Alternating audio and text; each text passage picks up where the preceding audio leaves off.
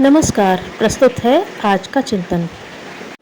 देश और समाज को ऊंचा उठाने, आगे बढ़ाने के संदर्भ में गुरुदेव ने अपने विचार व्यक्त करते हुए कहा, व्यक्तिगत जीवन में संतोष, उल्लास और उत्कर्ष की परिस्थितियां उत्पन्न करने के लिए अध्यात्म का आवेश कितना आवश्यक है। तत्व दर्शन के अवलंबन से ही दृष्टिकोण का विकास होता है, चिंतन में प्रखरता आती है। इसी पृष्ठभूमि में गुण, कर्म और स्वभाव की परिष्कृत परिपक्वता का समावेश होता है।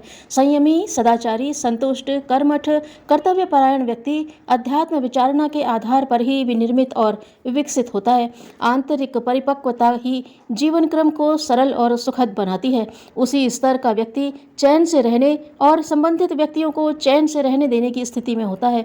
चिंतन में शालीनता, व्यवहार में सहृदयता और गतिविधियों में प्रखरता उच्च स्तरीय चिंतन के बिना आ ही नहीं सकती।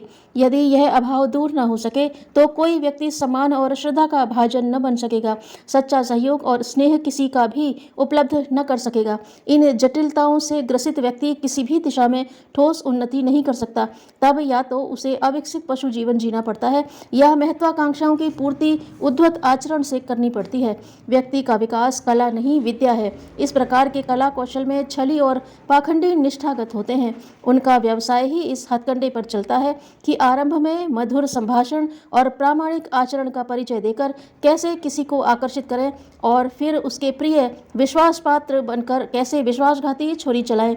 यह कला अब कोई छिपा रहस्य नहीं रही। इन हथकंडों को किसी भी छल व्यवसायी को पास से देखकर सहज ही जाना जा सकता है। पाश्चात्य जगत में इस विषय की ढेरों पुस्तकें छप रही हैं। नारी नर को झूठे प्रणय पाश में बांधकर अपना उल्लू सीधा करने के लिए किसी प्रकार संभाषण, पत्र व्यवहार एवं हाव भाव तथा गतिविधियां अपनाएं। यह कला पाश्चात्य जगत का एक महत्वपूर्ण शास्त्र बन गया है। इससे अपरिचित भोले भाले नर नारी वहां बेमौत मारे जाते हैं। इस प्रकार आर्थिक स्वार्थ सिद्ध करने के लिए किस प्रकार दूसरों की चापलूसी, प्रशंसा की जाए, कैसे आश्वासन, प्रलोभन का या झांसा दिया जाए, इस प्रकार की ढेरों पुस्तकें बाजार में बिकती हैं। यह लोकप्रिय कला आध्यात्म के उच्च आदर्शों की विडंबना भर है। भ्रम में डालकर किसी को हीरे के बदले कांच भी चपेका जा सकता है, पर यह छद्म भी होता असली हीरे की दुहाई देकर ही है। अध्यात्म असली हीरा है। जिसने उसे अपनी विचारणा और गतिविधियों में समाविष्ट कर लिया, सचमुच वह हीरा ही हो गया। हीरा ही नहीं, उसे तो पारस भी कहा जा सकता है। ऐसा व्यक्ति अटूट लोक श्रद्धा का भाजन बनता है। कहना न होगा, जिसके पीछे लोक श्रद्धा का बल है उसके लिए संसार की किसी भी दिशा में अप्रत्याशित सफलता प्राप्त करते चले जाना तनिक भी कठिन नहीं है। अंतःकरण की तुष्टि भी आंतरिक गरिमा से ही होती है। 3/4 शांति को खा जाने वाले मनोविकारों से भी इसी आधार पर बचा जा सकता है। पग पग पर खड़ी दिखने वाली अड़चने और उलझने भी परिष्कृत दृष्टिकोण ही सुलझाता, सरल बनाता है। आदि व्याधि भरे शोक, संताप, कष्ट, क्लेश, दुख, दारिद्र्य से सुरक्षित केवल वे ही रह सकते हैं जिन्होंने अध्यात्म की छत्र छाया का आश्रय ग्रहण कर रखा है। मानव जीवन के सर्वांगीण विकास के लिए अध्यात्म अवलंबन के अतिरिक्त और कोई मार्ग है ही नहीं। इसे एक दुर्भाग्य ही कहना चाहिए कि अध्यात्म की संजीवन विद्या आज विकृत और उपहासास्पद रूप में प्रस्तुत हो रही है। धर्म व्यवसायियों ने उसे कैसा विकृत, कुरूप एवं दुरूह बनाया है, इसे देखकर रोना आता है। भोले लोग किस प्रकार उस आडंबरी जंजाल में उलझकर अपना समय, धन और मनोयोग नष्ट कर रहे हैं, यह कथा और भी अधिक करुणाजनक है। इन दिनों इसकी दुर्गति के रहते हुए भी यथार्थता के तत्वज्ञान में कोई अंतर नहीं आता। प्राचीन काल की तरह आज भी यदि कोई उसके वास्तविक स्वरूप को समझने और अपनाने का साहस करे तो दिखेगा कि वह व्यक्तित्व के समग्र विकास की, प्रगति के सर्वतोमुखी आधार की अत्यंत महत्वपूर्ण और अति प्रत्यक्ष प्रक्रिया है। सच्चा अध्यात्मवादी ही सच्ची प्रगति का चिरस्थायी आनंद उपलब्ध कर सकता है। व्यक्तिगत जीवन के अतिरिक्त सामूहिक जीवन का समाज व्यवस्था का क्षेत्र आता है। किसी देश, समाज या राष्ट्र को किस प्रकार समर्थ, समुन्नत बनाया जा सकता है, इसके लिए विविध स्तरों पर विविध प्रकार के चिंतन एवं प्रयोग किए जा रहे हैं। सो उचित भी है, क्योंकि व्यक्ति की तरह समाज भी बहुमुखी है और उसकी विविध आवश्यकताओं की पूर्ति के लिए अनेक साधनों को जुटाना ही पड़ेगा। शासन, सैन्य, उद्योग, व्यवसाय, नियंत्रण, शिक्षा, कला, विज्ञान, कृषि, पशुपालन, चिकित्सा, विनोद प्रभृति अगणित आवश्यकताएं समाज की हैं और उनकी पूर्ति यथावत की ही जानी जानी चाहिए, पर साथ ही यह भूल नहीं जाना चाहिए कि किसी भी समाज या राष्ट्र की यथार्थता का प्रगति का प्रधान कारण उसका चरित्र एवं चिंतन ही होता है। यदि वह घटिया और ओछा रहा तो तात्कालिक प्रगति के लक्षण भले ही चकाचौंध पैदा कर दें, भावनात्मक खोखलापन रहने पर तथा तथाकथित प्रगति बालू के महल की तरह तनिक सा आघात लगने पर ढह जाएगी। इस संदर्भ में विश्व इतिहास के पृष्ठ उलटने पर यह निष्कर्ष सहज ही निकाला जा सकता है कि जिन शासकों ने, जिन नेताओं ने अनैतिक आचरण अपनाकर अपने वर्ग को लाभान्वित करने का, अपने समाज या राष्ट्र को समुन्नत बनाने का प्रयास किया, वे क्षणिक उछाला देकर सदा के लिए पतन के गर्त में विलीन हो गए। इसी प्रकार जो समाज नैतिक मर्यादाओं में उपेक्षा एवं अनास्था व्यक्त करने लगा, वह विलासी भर बनकर रह गया। अनैतिक और उच्छृंखल आचरण अपनाकर वह सुखी नहीं बन सका, अव्यवस्थित और अस्त व्यस्त होकर दुर्बल ही बनता चला गया। नीति सदाचार की मर्यादाएं शिथिल होते ही अपराधी प्रवृत्तियां अराजक हो उठती हैं और उस आंतरिक विद्रोह में कोई राष्ट्र बाह्य आक्रमण से भी अधिक जर्जर हो जाता है। सामाजिक एवं राष्ट्रीय प्रगति के अनेक पक्ष हैं और वे सभी कार्यान्वित किए जाने चाहिए, पर यह भूल नहीं जाना चाहिए कि मूलभूत राष्ट्रीय संपदा उस देश के नागरिकों की भावनात्मक एवं कर्मात्मक उत्कृष्टता ही है। इसके रहते कोई निर्धन समाज भी अपनी गौरव गरिमा बनाए रह सकता है, अपनी स्वतंत्रता सुरक्षित रख सकता है।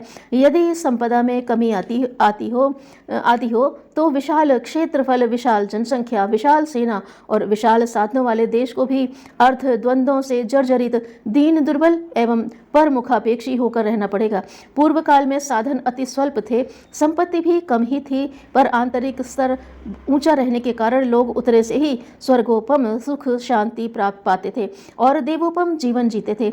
आज भौतिक दृष्टि से हम पूर्व काल की अपेक्षा हजार गुने सुसंपन्न हैं, पर भावनात्मक हीनता के कारण वह समस्त प्रगति सुख के स्थान पर दुख को ही बढ़ा रही है। भेड़ियों की तरह मनुष्य एक दूसरे के रक्त पिपासु बने हुए हैं। ऐसा साधनों के अभाव में नहीं, भावनात्मक स्तर की निकृष्टता के कारण हुआ है। ओछा मनुष्य उपलब्ध धन, ज्ञान, कौशल, बल एवं साधन को पशु प्रवृत्तियों के भड़काने में लगाए हुए हैं। फलतः बढ़ती हुई असुर वृत्ति पग पग पर नरक के दृश्य उपस्थित कर रही है। उसका प्रभाव राष्ट्र को समर्थ नहीं, दुर्बल ही बना रहा है। राजसत्ता एवं अर्थ सत्ता विश्व की भौतिक स्थिति को प्रभावित कर सकती है। विज्ञान की प्रगति सुख सुविधाएं बढ़ाने वाले उपकरण प्रस्तुत कर सकती है। बौद्धिक शिक्षा की प्रगति से मनुष्य की मस्तिष्कीय क्षमता बढ़ सकती है, पर इन सब साधनों का समन्वय हो जाने पर भी व्यक्ति का अंतःकरण समुन्नत नहीं बनाया जा सकता। और यह भी असंदिग्ध है कि जब तक अंतः भूमिका परिष्कृत न होगी, तब तक न तो चिंतन उत्कृष्ट बनेगा और न कर्तृत्व श्रेष्ठ बनेगा। यह न हो सका तो व्यक्ति ओछा निकृष्ट ही बना रहेगा। ऐसी दशा में उसका आंतरिक पिछड़ापन असीम सुख साधनों के रहते हुए भी उसे शोक संतापग्रस्त बनाए रहेगा। न वह स्वयं चैन से रहेगा, न दूसरों को चैन से रहने देगा। दूध पीने पर सर्प का विष बढ़ने की तरह आंतरिक दुष्टता साधनों की वृद्धि के साथ साथ और भी अधिक भयंकर बनेगी, विनाश को सर्वनाश की दिशा में अग्रसर करेगी। पूंजीवादी देश धन के अभिवर्धन को और साम्यवादी देश धन के वितरण को महत्वपूर्ण मान रहे हैं। दोनों वर्ग घुड़दौड़ में आगे निकलने की ओर जी तोड़ कोशिश कर रहे हैं। विज्ञान के क्षेत्र में भी यही बाजी लगी हुई है। बुद्धि तंत्र विकसित करने के लिए शिक्षा संस्थान भी कुछ उठा नहीं रख रहे हैं। जन स्तर पर कला, शिल्प, विनोद, आरोग्य जैसे साधनों का अभिवर्धन पूरे उत्साह से चल रहा है। युद्ध तंत्र अपनी चरम सीमा को छू रहा है। इतने विकट प्रयास प्रगति के नाम पर ही हो रहे हैं। इनका यदि सूक्ष्म विश्लेषण विवेचन किया जाए और प्रक्रिया को जाना जाए तो इसी निष्कर्ष पर पहुंचना पड़ेगा कि व्यक्ति की आंतरिक उत्कृष्टता में वृद्धि न हो सकने के कारण यह समस्त भौतिक प्रगति व्यक्ति एवं समाज के अधःपतन में ही योगदान दे रही है। सुख, चैन, संतोष, उल्लास और स्नेह सद्भाव का क्रमशः अंत ही होता चला जा रहा है, कारण कि मानवीय अंतश्चेतना उपलब्ध साधनों को निकृष्ट प्रयोजनों में ही प्रयुक्त कर रही है। फलतः सर्वत्र अशांति की ही वृद्धि हो रही है। कानून, कचहरी, पुलिस, जेल की उपयोगिता कितनी ही क्यों न हो, यह निश्चित है कि नैतिक मूल्यों के प्रति अनास्थावान नागरिकों को अपराधी गतिविधियां अपनाए रहने से पूर्णतया रोका नहीं जा सकता। व्यसन और अपव्यय के अभ्यस्त व्यक्ति कितनी बड़ी आजीविका रहने पर भी आर्थिक तंगी से मुक्त नहीं हो सकते। असंयमी के लिए आरोग्य दुर्लभ है, भले ही वह निरंतर पौष्टिक औषधियां खाता रहे। कटुभाषी के मित्र देर तक नहीं रहेंगे, भले ही वह उन पर कितना ही खर्च करता रहे। कुकर्मी की संतान सुसंस्कृत न बन सकेगी। भ्रष्टाचारी और कामचोर कर्मचारियों के रहते कोई शासन जन कल्याण नहीं कर सकता। सकता।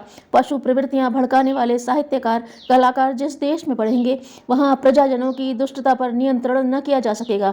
शासन तंत्र ही सब कुछ नहीं है। धन की अभिवृद्धि ही सुख शांति का आधार नहीं है।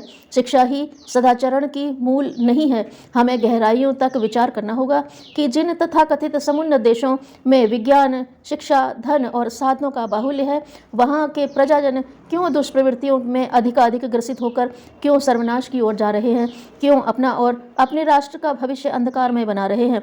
खोज हमें इसी निष्कर्ष पर पहुंचाएगी कि वैयक्तिक चरित्र को राष्ट्रीय प्रगति का अंग न मानकर भारी भूल की गई। व्यक्तिगत जीवन में कुछ भी करने की छूट, सामाजिक हस्तक्षेप से निजी जीवन को पृथक रखने का सारा हिप्पीवाद को जन्म दे रहा रखने का नारा हिप्पीवाद को जन्म दे रहा है, उस नैतिक अराजकता को जन्म दे रहा है जो समाज व्यवस्था का सर्वनाश करके रहेगी। मनुष्य मशीन नहीं, उसे मात्र भौतिक साधनों के आधार पर ही सुसंचालित नहीं रखा जा सकता।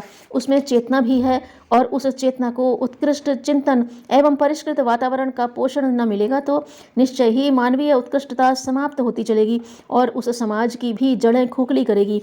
राष्ट्र या समाज को सुस्थिर, सुदृढ़ और समुन्नत रखने के इच्छुकों को भौतिक उन्नति की ही रट नहीं लगाए रहना चाहिए, वरन यह देखना चाहिए कि वैयक्तिक उत्कृष्टता को पोषण देने वाले आधार विकसित हो रहे हैं या नहीं। यदि उस ओर उपेक्षा बढ़ती जा रही है तो समझा जाना चाहिए कि प्रगति थोती, खोटी और उथली है। उस प्रवंचना से मिथ्या मन बहलाव भले ही किया जाता रहे, राष्ट्रीय उत्कर्ष का ठोस आधार न बनेगा। विचारशील समाज सेवियों, दूरदर्शी देशभक्तों और मानवता प्रेमी विश्व नागरिकों का कर्तव्य है कि वे आत्मिक प्रगति की बात सोचें, चरित्र निर्माण के आधार स्थापित करें और पत्ते धोने की अपेक्षा जड़ सींचने की बात को महत्व दें। भावनाओं को प्रभावित करने वाले समस्त साधनों और आधारों को अवांछनीय हाथों से निकालकर उन उत्तरदायी हाथों में सौंपा जाना चाहिए जो उनका उपयोग विवेकशीलता एवं उत्कृष्टता की दिशा में नियोजित कर सकें। प्रजातंत्र में नागरिक आज़ादी होती है सो सही, पर वह आज़ादी आग लगाने और विष खिलाने की, आत्महत्या की नहीं होनी चाहिए। यदि प्रजातंत्र के साथ, नागरिक अधिकारों के साथ ऐसी सर्वनाशी आज़ादी जुड़ गई है तो उसे विचारा और सुधारा जाना चाहिए। आज का साहित्यकार क्या रच रहा है, प्रकाशक क्या छाप रहा है, गायक क्या गा रहा है, अभिनय और रंगमंच जनमानस पर क्या छाप छोड़ रहा है, चित्रकार द्वारा क्या चित्रित किया जा रहा है, इसकी ओर से आंखें बंद किए रहना भेड़ियों को छूट देकर शिशुओं के लिए प्राण संकट उत्पन्न करने की तरह है। इसे दुर्भाग्य ही कहना चाहिए कि विचारों को प्रभावित करने वाले साधनों को उस श्रृंखलता की दिशा में खुली छूट देकर व्यक्ति और समाज का भविष्य अंधकार में बनाने की प्रक्रिया को मूक दर्शक की तरह देखा जा रहा है और उसे रोकने के लिए अपंग असमर्थों की तरह मौन रहा जा रहा है। धर्म और अध्यात्म के नाम पर जो कूड़ा करकट जनमानस के गले उतारा जा रहा है, उसे आत्मा, परमात्मा, लोक परलोक किसी की कुछ सेवा होना तो दूर, उल्टे अज्ञान, अंधविश्वास और प्रपंच पाखंड को प्रोत्साहन मिल रहा है। उचित यह था कि जनमानस को प्रभावित करने में समर्थ इस धर्म मंच को हाथ में लेने के लिए प्रगतिशील लोग आगे आते और उलूक श्रृंगालों की विडंबनाएं फैलाने से रोकने के लिए जनता को प्रशिक्षित करते। पर अपने देश में तो राजनीति से लाभान्वित होने की हर किसी को आपाधापी पड़ी है। हर कोई उसी भीड़ में घुसने के लिए व्याकुल है, मानो देश सेवा का और कोई क्षेत्र बना ही नहीं। कितना अच्छा होता यदि इस राजनीतिक धक्का मुक्की में घुसकर विग्रह उत्पन्न करने के स्थान पर कुछ सच्चे लोक सेवी जनमानस को भावनात्मक दृष्टि से परिष्कृत करने को अपना कार्य क्षेत्र बनाते और उसी में अपने को खपा देते।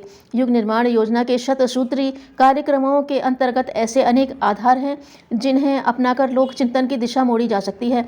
भ्रष्ट साधनों से लोकमानस को दूषित करने में संलग्न दुष्प्रवृत्तियों से झगड़ना ही काफ़ी नहीं, वरन उनकी तुलना में हर क्षेत्र में उत्कृष्टता विकसित करने वाले साधन खड़े करने होंगे।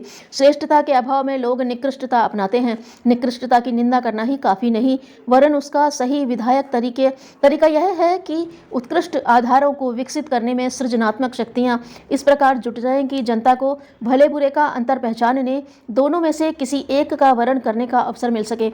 जब तक भ्रष्टता ही स्वच्छंद विचरण करती है, जनमानस को प्रभावित करने की सारी क्षमता उसी के हाथ है, तब तक अपकर्ष ही जीतता रहेगा। उत्कर्ष को असफल असहाय ही रहना पड़ेगा। समाज निर्माण के लिए, राष्ट्रीय उत्कर्ष के लिए आवश्यक है कि जनमानस उत्कृष्टता के आरोपण और पोषण से समुचित साधन जुटाने में दत्तचित्त हो। भौतिक प्रगति की सार्थकता इसके बिना संदिग्ध ही रहेगी। संसार को भगवान का ही रूप माने, स्वाध्याय को जीवन में निश्चित स्थान दें। धन्यवाद।